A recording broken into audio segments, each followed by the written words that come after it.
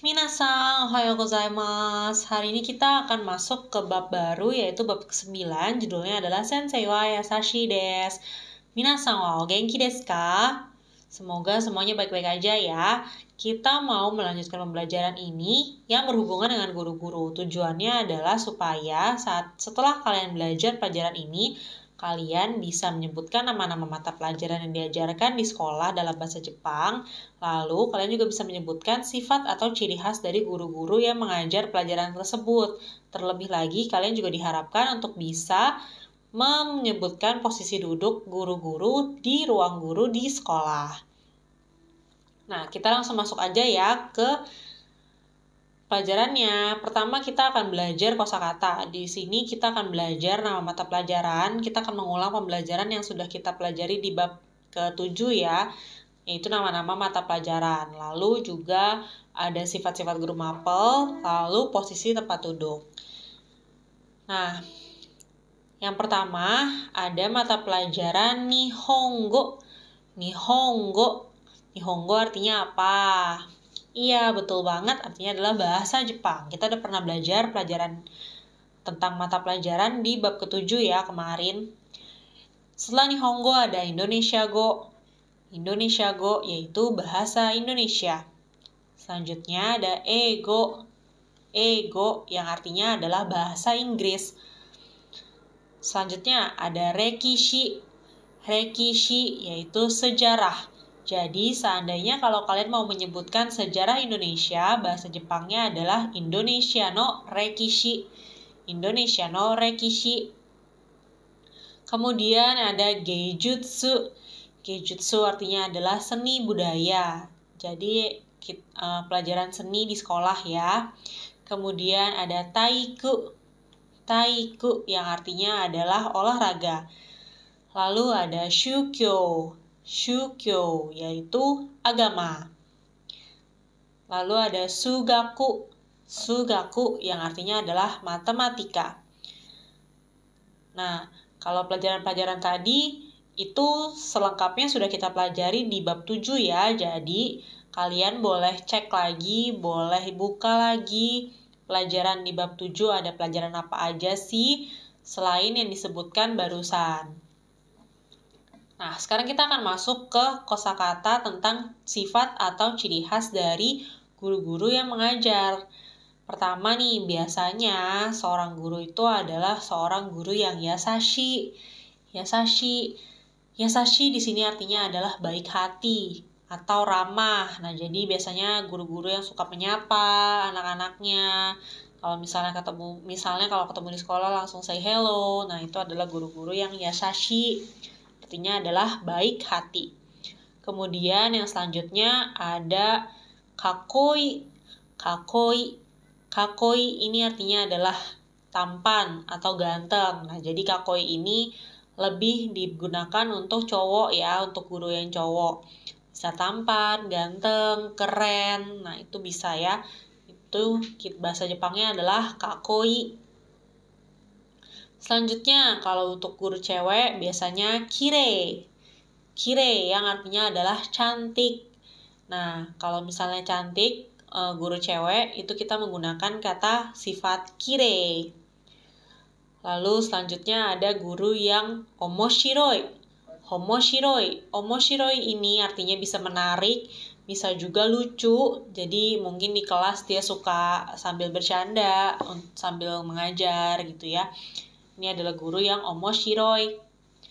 Selanjutnya juga ada guru yang kibishi. Kibishi artinya adalah tegas.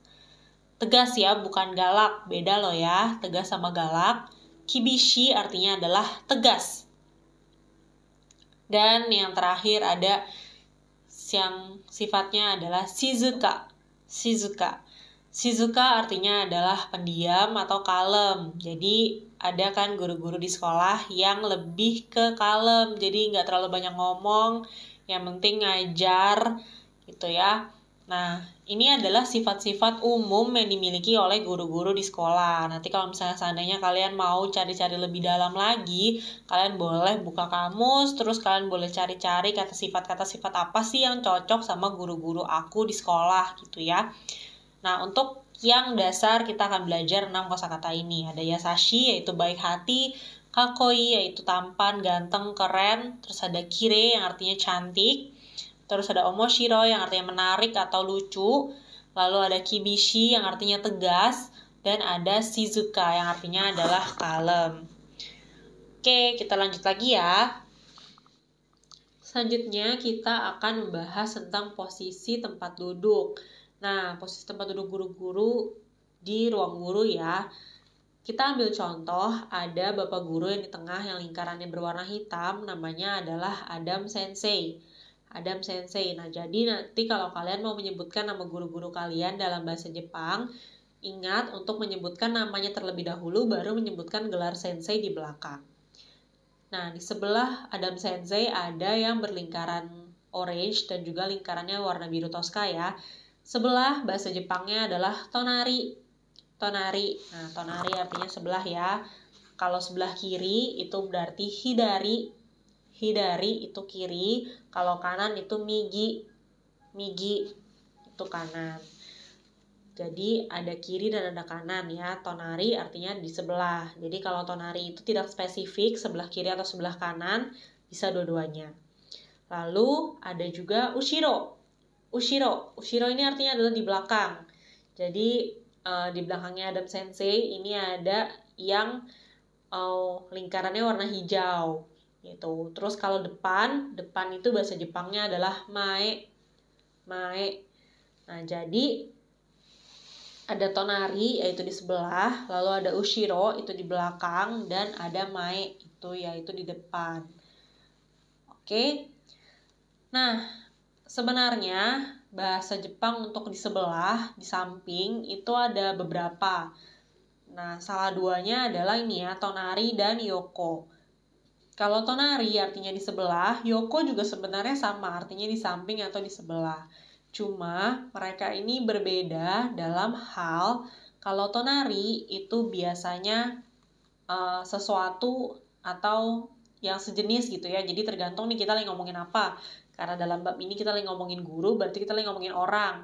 Nah, kalau tonari berarti sebelahnya itu juga harus orang gitu ya.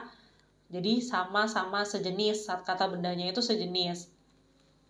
Lalu jaraknya itu biasanya berdekatan, jadi benar-benar tepat di samping atau di sebelahnya. Sedangkan kalau yoko itu tidak bergantung pada jenis dan juga tidak bergantung pada jarak. Jadi misalnya kalau ada yang kursi, misalnya ada kursi nih, terus dari ujung sini sampai ujung sini sederet gitu. Nah, itu bisa disebut sebagai yoko semua. Sedangkan kalau yang misalnya yang di ujung sini, terus dia mau nyebut yang di ujung sana, itu boleh pakai yoko karena masih di samping gitu ya. Tapi nggak boleh menggunakan tonari karena tonari itu artinya adalah tepat yang berada di sebelahnya. Dan juga diingat lagi kalau kata benda yang dibicarakan harus sejenis. Jadi kalau lagi ngomongin orang harus sama-sama orang. Kalau lagi ngomongin pensil mungkin misalnya jadi boleh sama-sama pensil gitu ya. Harus sejenis. Bukan harus sama sih, tapi lebih ke harus sejenis. Jadi kalau mungkin bukan pensil ya, lebih ke alat tulis. Nah, misalnya kalau kalian lagi ngomongin alat tulis, nah itu boleh diomongin juga alat tulisnya ada di sebelah buku, misalnya pensil ada di sebelah buku, itu pakai tonari, itu nggak masalah. Oke, sampai sini jelas? Semoga bisa dipahami ya. Kita lanjut lagi ke bagian pola kalimat. Nah, jadi di pola kalimat ini kita akan belajar untuk menyebutkan nama mata pelajaran yang diajarkan oleh guru tertentu, terus sifat atau ciri khas guru tersebut bagaimana, dan juga kita mau menyebutkan posisi tempat duduk guru dalam bentuk kalimat ya. Kalau tadi kan baru cuma kosakatanya aja. Sekarang kita mau belajar pola kalimatnya. Yang pertama, menyebutkan nama mata pelajaran yang diajarkan. Nah, di sini rumusnya adalah kalian sebutkan dulu nama gurunya siapa. Misalnya nama aku Dina. Dina sensei wa Nihongo no sensei desu. Nama guru, terus ditambahkan sensei, lalu partikel wa, jangan lupa di sana wa-nya adalah partikel ya. Jadi kalau dalam penulisan hiragana harus dituliskan dengan huruf H. Terus nama mata pelajarannya apa, terus gunakan partikel no, dan akhiri dengan sensei desu, Nihongo no sensei desu misalnya. Nah ini ya, namae plus sensei plus wa, terus plus kamoku. Kamoku ini artinya adalah nama mata pelajaran atau subjek pelajaran ya. Terus no sensei desu. Contoh kalimatnya, ai sensei wa eigo no sensei desu. Ai sensei wa eigo no sensei desu. Nah jadi nama senseinya Ai gitu ya.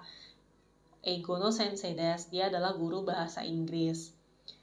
Terus Rena sensei wa sugaku no sensei desu. Rena sensei wa sugaku no sensei desu. Ibu Rena adalah guru matematika. Sari sensei wa Indonesia go no sensei desu. Sari sensei wa Indonesia go no sensei desu. Jadi Ibu Sari adalah guru bahasa Indonesia. Nah, kalau untuk pertanyaannya, misalnya kalian kepo nih, tapi nggak tahu gitu kan, dia ngajar pelajaran apa sih guru ini? Aku tahu nih nama gurunya, misalnya Pak Toto. Toto sensei wa nan no sensei desu ka, misalnya. Jadinya, Pak Toto adalah guru pelajaran apa ya? Toto sensei wa nan no sensei desu ka? Tuh. Jadi, ini untuk berbicara tentang menyebutkan mapel yang diajarkan oleh guru tertentu. Jadi di sini subjeknya atau fokus kita adalah ke guru mata pelajarannya, ke gurunya yang tersebut gitu ya. Jadi misalnya tadi ada Ai Sensei, ada Rena Sensei, ada Sari Sensei, ada Toto Sensei gitu ya. Kita fokus ke gurunya. Kalau seandainya kalian mau fokus ke mata pelajarannya, jadinya misalnya kalian mau tanya Nihongo no sensei wa dare desu ka? Nihongo bahasa Jepang, terus no sensei, guru bahasa Jepangnya siapa ya? Nihongo no sensei wa dare desu ka? Gitu ya.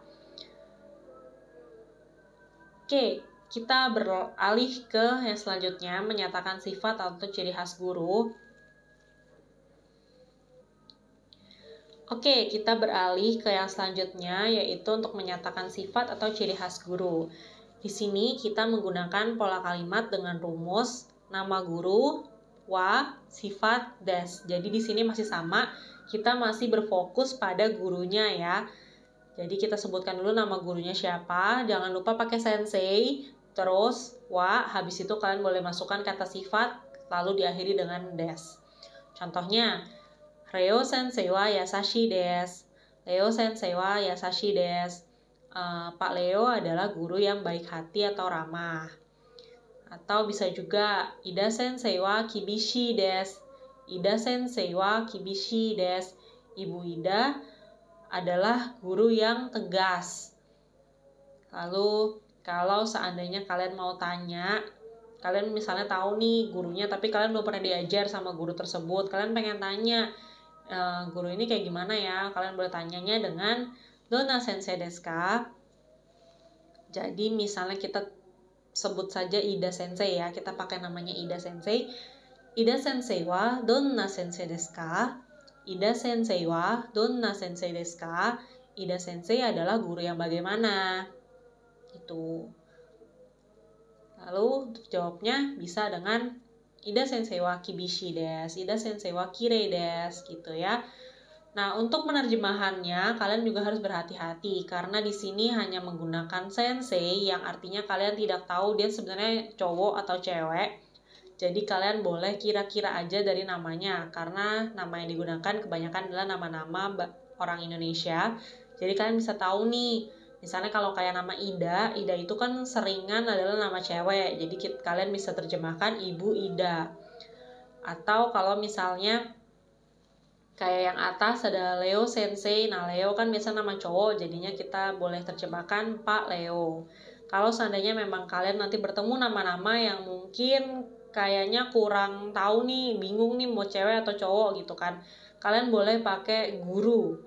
Jadi, guru Leo.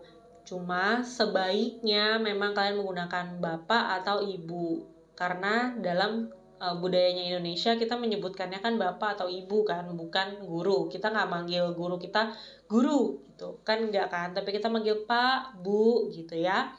Jadi untuk penerjemahannya juga disesuaikan dengan kebudayaan Indonesia. Oke, sekarang kita masuk ke pola kalimat selanjutnya, yaitu untuk menyebutkan posisi tempat duduk guru di ruang guru.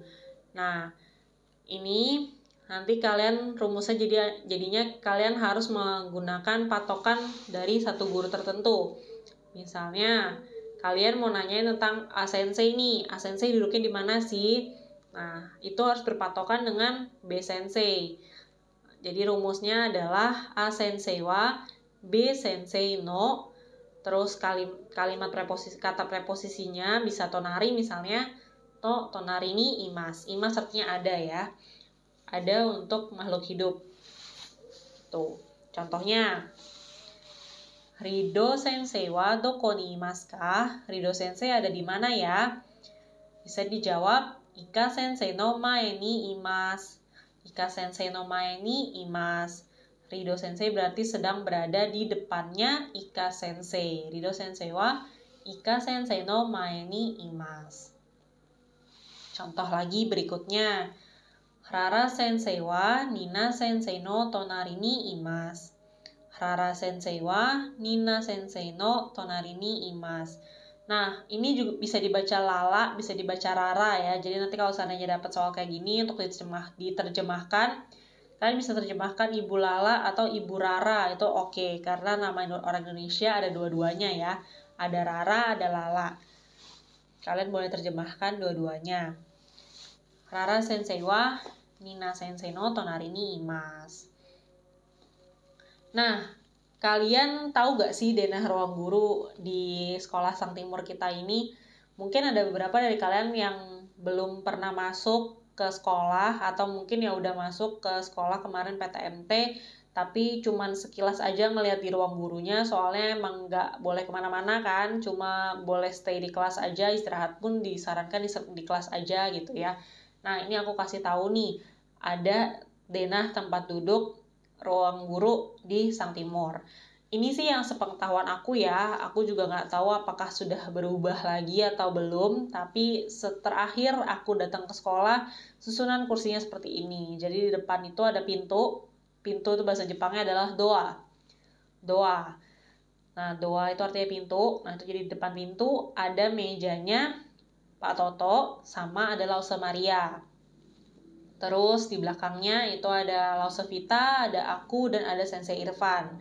Terus di belakang kami ada Bu Ani sama Pak Salmon atau Sir Salmon. Terus di belakangnya lagi ada Pak Kristo dan Bu Sari. Di belakangnya lagi ada Bu Vita sama Bu Dewi. Lalu di paling belakang itu ada Pak Ari sama Bu Meka. Terus di sebelah ada jalan dulu. Terus ada di paling depan itu ada mejanya Bu Rida. Lalu ada Bu Murti dan Pak Heru bersebelahan. Terus di belakangnya ada Bu Irma dan Bu Maria sejarah. Lalu ada Pak Ai dan Bu Evi. Lalu ada Bu Siti dan Bu Wahyu. Dan di paling belakang ada Bu Yati dan Bu Eni.